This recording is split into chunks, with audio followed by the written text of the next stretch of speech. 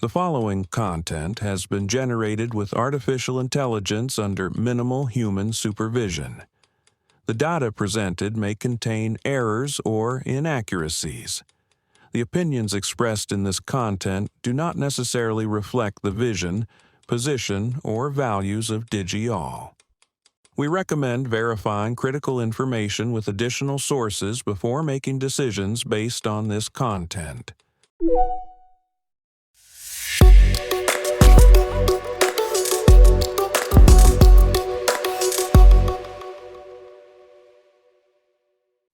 Welcome to Digi-all Tech News. Today is Monday, February 23rd, 2026. I'm Kylie Brooks, and this is where technology becomes clear and engaging. Let's dive into what's making headlines in the tech world today. The White House launches Tech Corps, a new Peace Corps initiative sending American tech volunteers abroad to promote U.S. AI systems and counter China's growing influence in developing nations. The creator economy faces a critical question. Can it survive the flood of AI-generated content? MrBeast's business moves and ByteDance's Dance 2.0 are highlighting the tension between authentic creativity and algorithmic slop. London's Metropolitan Police is now using Palantir AI tools to monitor officer behaviour, analysing sickness patterns, and over time to flag potential misconduct. The Police Federation calls it automated suspicion.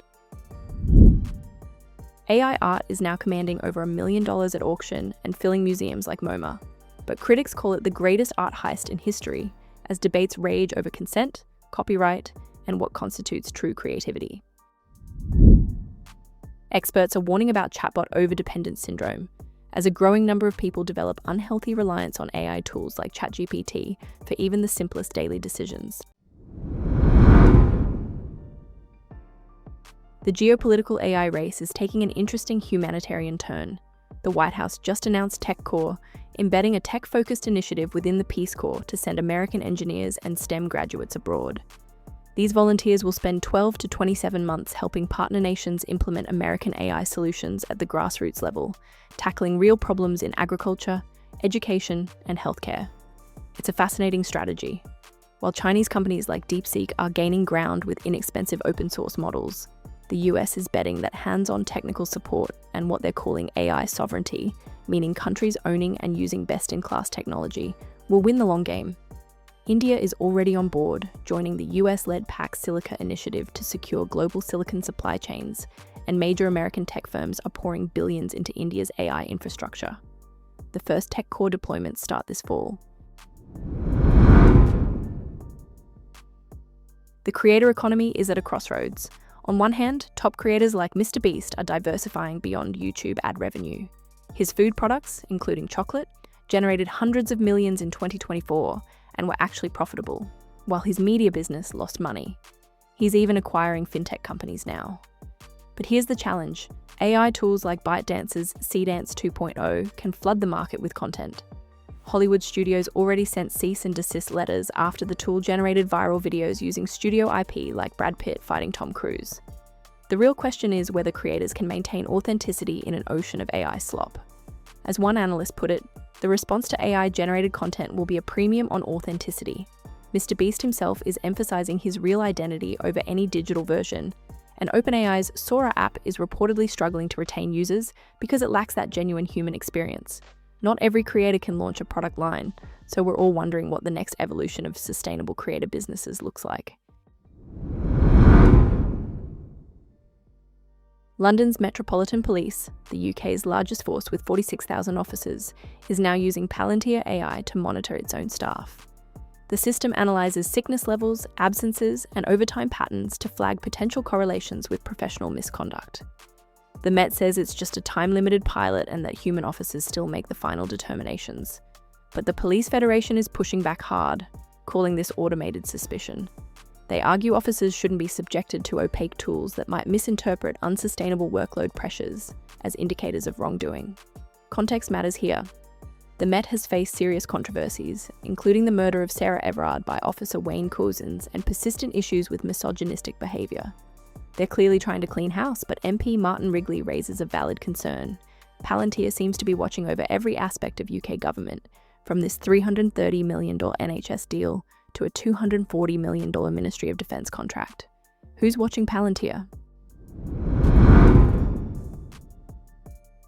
AI art is having a moment, and it's deeply controversial. Turkish-American artist Refik Anadol is selling pieces for over $1 million at auction and exhibiting at MoMA, where visitors spend an average of 38 minutes with his 24-foot AI installation, compared to the usual 28 seconds for traditional art. His process is fascinating. He uses what he calls a thinking brush to paint with data, training algorithms on hundreds of millions of images to create visuals that exist in the mind of a machine. But critics are fierce.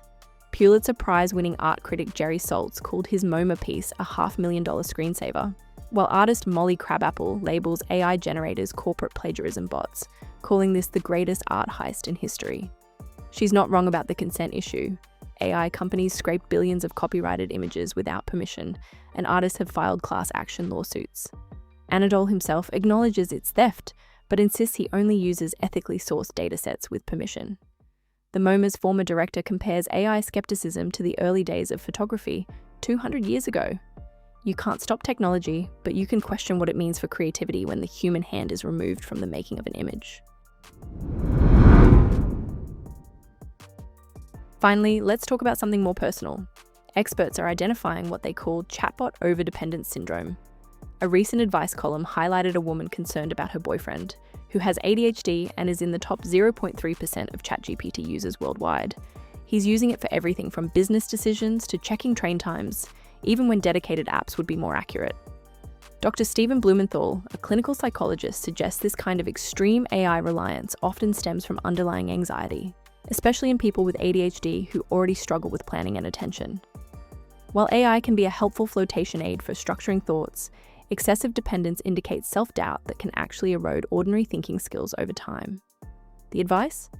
Have a compassionate conversation about what gaps AI is filling, and remember the successes you had before these tools existed. It's a good reminder for all of us to maintain our critical thinking muscles even as we embrace these powerful technologies. That's our briefing for today. From Washington's tech diplomacy to London's algorithmic policing, from the auction houses of New York to the creative economy's existential questions, technology continues to reshape our world in complex ways. We'll be watching how these stories develop and keeping you informed every step of the way. Thank you for staying informed with Digi-all Tech News. We'll be back with more updates as they develop.